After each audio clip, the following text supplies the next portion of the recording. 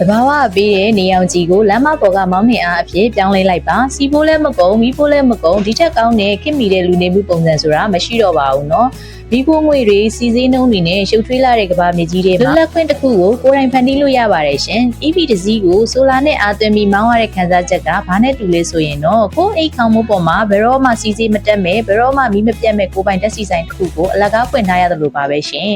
စီဆိုင်မှာတန်းစီရတဲ့စိတ်ပြက်စရာနိုင်တွေမရှိတော့ဘူးတလားစီဖိုးဘလောက်ကုန်မလဲဆိုတဲ့တောကတွေမရှိတော့ဘူးမီးလာမလားပြတ်မလားဆိုပြီးအာသင်မို့စိတ်ပူနေရတဲ့ညတွေမရှိတော့ပါဘူးရှင်မနက်ခင်းနေမင်းကြီးထွက်လာတဲ့အခါကိုနဲ့ကားအတွက်စမ်းရင်တွေအလိုလိုပြည့်နေပြီးဘာဝတရားကြီးကပြီးတဲ့ free energy နဲ့ခရီးတွေကိုအပူပေမရှိသွားလာနိုင်မှာပဲဖြစ်ပါတယ်ရှင်